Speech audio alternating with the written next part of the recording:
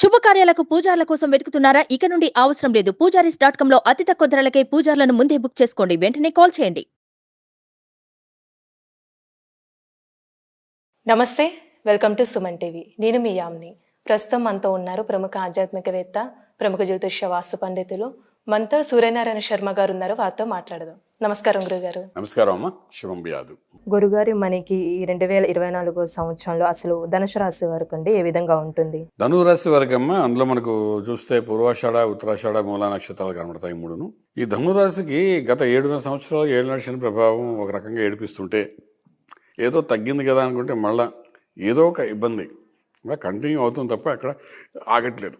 ఇప్పుడు కూడా ఏంటంటే ఈ సంవత్సరం స్టార్టింగ్లో మనం చూస్తే రవి ప్లస్ కుజుడి యొక్క ప్రభావం రాశిలోనే ఉంది. అవి రెండు అగ్నితత్వం గల గ్రహాలు. ఈ రెండు గ్రహాలు ఆ అగ్నిలోని వీడిని ఆలోచన మొత్తం అంతా బర్న్ చేస్తుంటుంది అనమాట. ఓకే, కొంతకాలం ఉంటారో వెంటనే మారిపోతారు అనుకోండి, అది వేరే సంగతి. బట్ ఇయర్ స్టార్టింగ్లో మాత్రం అగ్ని గుండంలాగా ఉంటుంది వాళ్ళకి. తర్వాత రిలాక్సేషన్ ఉంటుంది. ఫస్ట్ వీక్ ఆఫ్ జనవరి అంటే జనవరి మంత్లో మాత్రం కొంచెం నిర్ణయాలు షార్ట్ టెంపర్గా తీసుకోకుండా ఉండగలిగితే చాలా బాగుంటుంది. అలాగే మనకు 3వ ఇంట్లో శనీశ్వరుడు ఉన్నాడు, డైనమిక్ ప్లేస్లోని సక్సెస్ఫుల్గా ముందు తీసుకురావడానికి మోర్ డైనమిక్, మోర్ సక్సెస్గా తీసుకెళ్తాడు. చతుర్థంలో రాహు ఉన్నాడు. ఈ చతుర్థంలో రాహు అక్కడ పర్మనెంట్గానే ఉన్నాడు, ఇంకో ఏడాది ఉంటాడు. కాబట్టి ఈ చతుర్థం అంటే తల్లి గారి యొక్క స్థితిగతులు, ఇల్లు, వాకిలి, వాహనం, తల్లి, అలాగే చదువు గురించి మనం మాట్లాడతాం. ఇక్కడ అమ్మగారి యొక్క ఆరోగ్యం చాలా ఇంపార్టెంట్. సో వీళ్ళ అమ్మగారికి, ఎవరైతే ధనురాశి వాళ్ళు ఉంటారో వాళ్ళ అమ్మగారికి కొంచెం ఇబ్బందులు ఉంటాయి. కాబట్టి మెడికల్ ట్రీట్మెంట్స్ ఇవన్నీ ఈ జారీ రహేగా అన్నమాట. ఈ సంవత్సరం ఫస్ట్ హాఫ్ అంతే ఒక 6 నెలల కాలం. నవంబరులో మనకు రాహు పక్కకి జరిగాడు, మనకి అక్కడ ఆల్మోస్ట్ మీనరాశిలోకి వచ్చాడు. ఇప్పటికి 2 నెలలు అయిపోయింది ఆల్రెడీ. జనవరి కాబట్టి నవంబర్ అయిపోయింది, డిసెంబర్ అయిపోయింది, జనవరి. సో ఇంకొక 16 నెలలు అంటే 1.5 సంవత్సరం అంటే మనకు ఆల్మోస్ట్ 18 నెలలు, 2 నెలలు అయింది. కాబట్టి ఇంకా 16 నెలలు, ఆల్మోస్ట్ 16 నెలలు ఇంకా అక్కడే ఉంటాడు. సో మనకేంటంటే నువ్వు స్టార్టింగ్ ఫస్ట్ 6 మంత్స్లోనే దాని ఎఫెక్ట్ చూపిస్తాడు.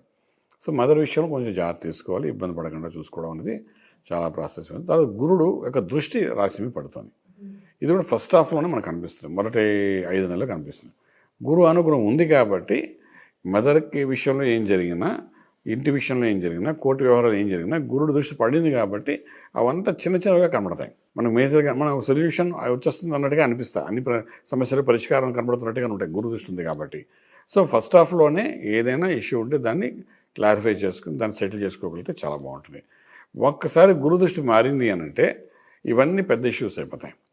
అంచేత మనం ఫస్ట్ హాఫ్ గురించి మనం ఎక్కువ వరి అవ్వక్కలేదు, గురుబలం ఉంది కాబట్టి. అలాగే గురుబలం ఉంది కాబట్టి శుభకార్యం చేయడానికి అవకాశం ఉంటుంది. అలాగే ఈ రవి కుజుడు ఎప్పుడైతే ధనురాశిని పక్కకు జరిగిపోతారో అక్కడ నుండి కొంతవరకు they can do some beneficial decisions తీసుకుంటే సక్సెస్ఫుల్ అయ్యే అవకాశం ఉంటుంది. ప్రత్యేకంగా వ్యాపారస్తులు తీసుకుంటే వ్యాపారస్తులకి ఈ రవి కుజుడు పక్కకు జరిగిన తర్వాత డెఫినెట్గా గుడ్ ఆన్సర్ వస్తుంది. అలాగే రియల్ ఎస్టేట్ రంగంలో ఉండే వాళ్ళకైతే ఇంకా అద్భుతమైన ఫలితాలు ఇచ్చే అవకాశం అనమాట. Tutorials, coaching centres, power plants, solar system, అలాగే రియల్ ఎస్టేటు, ఇంకా రకరకాలుగా భూమికి సంబంధించిన వ్యాపారాలు ఏదైనా, అగ్రికల్చర్ అనుకోండి, ఆర్గానిక్ అనుకోండి, ఇండస్ట్రీ అనుకోండి, ఏదైనా భూమికి సంబంధించి భూమితో కలిపి చేసేది, మొక్కల గురించి ఆలోచించండి, గ్రీనరీ గురించి ఆలోచించేది, ఇవన్నింటిలో కూడా వాళ్ళు మోస్ట్ సక్సెస్ఫుల్గా ముందుకెళ్ళడానికి అవకాశం అయితే ఉంది. అలాగే విదేశాలకు వెళ్ళి చదువుకునే విద్యార్థులు కానీ, విదేశాలు సెటిల్ అవ్వాలనుకున్న వీళ్ళందరికంటే మే తర్వాత నుండి మీకు ముందే కొన్ని నిర్ణయాలు తీసుకోవాలన్నమాట. మే ఫస్ట్ లోపల తీసుకుని ఇనిషియేట్ చేయగలిగితే డెఫినెట్గా success rate will be very high అని చెప్తామట. గురుగారు, ఇప్పుడు ఈ ధనుసు రాశి వాళ్ళకి వ్యవసాయం పరంగా ఇయర్ మొత్తం ఏ విధంగా ఉంటుందండి? ఈ ఇయర్ మొత్తం మనకేంటంటే మంచి ఫలితాలు ఇస్తాయండి. ఇక్కడ ప్రాఫిటబుల్గా ఉంటుంది వ్యవసాయం అంటే. మీరు ధాన్యం పండించండి, రైస్ పండించండి, కూరగాయలను కూడా ఏదైనప్పటికీ ప్రాఫిటబుల్లోనే వెళ్తారు. లాస్ అనేది జరగదు ఈ సంవత్సరం వాళ్ళకి. అయితే ఏంటంటే వీళ్ళు కొన్ని అగ్రిమెంట్స్ రాసుకోవాల్సి వస్తుంది. అగ్రికల్చర్ వాళ్ళు అనుకోండి, లేకపోతే ఏ ఇండస్ట్రీ అని కూడాను ఆ అగ్రిమెంట్ అనేది మనం ఫస్ట్ హాఫ్లో చేసుకుంటే బాగుంటుంది. చేసుకుంటే సెకండ్ హాఫ్ అది కంటిన్యూటీ అది బాగుంటుంది మే ఫస్ట్ తర్వాత. అన్నిటికీ ముఖ్యంగా ఏంటంటే నిర్ణయం అనేది రాశిలో రవి కుజుడు ఉన్నప్పుడు కాకుండా అది మారిన తర్వాత వెళ్తే బాగుంటుంది. తర్వాత శని 3వ ఇంట్లో ఉన్నాడు, అక్కడికి కుజుడు ప్రవేశిస్తాడు. వెళ్ళినప్పుడు ఏంటంటే మార్చి 15 నుండి మే 1 మధ్యలో మాత్రం కొద్దిగా అన్నదమ్ములు అక్కచెల్లెల మధ్య కొంచెం వైరం అది కనబడుతుంటుంది.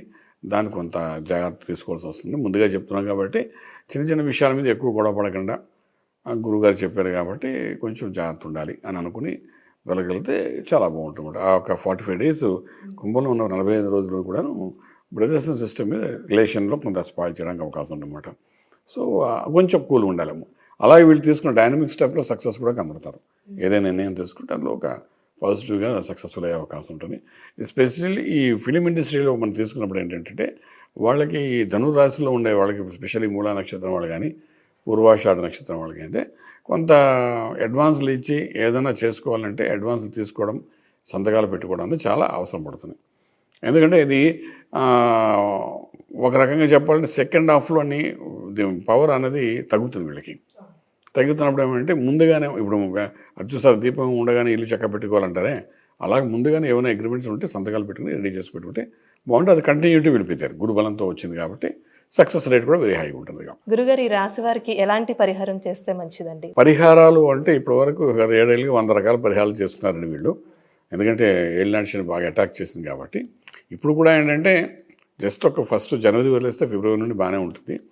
ఇక పరిహారం దగ్గరకు వచ్చినప్పుడు అంటే అగ్నితత్వం సుబ్రహ్మణ్య స్వామి మెళ ఇక్కడ అభిషేకాలు అవి చేసుకోవడం చాలా బాగుంటుంది. ఫస్ట్ హాఫ్ కాకుండా సెకండ్ హాఫ్లో బాగా చేసుకోవాల్సి వస్తుంది.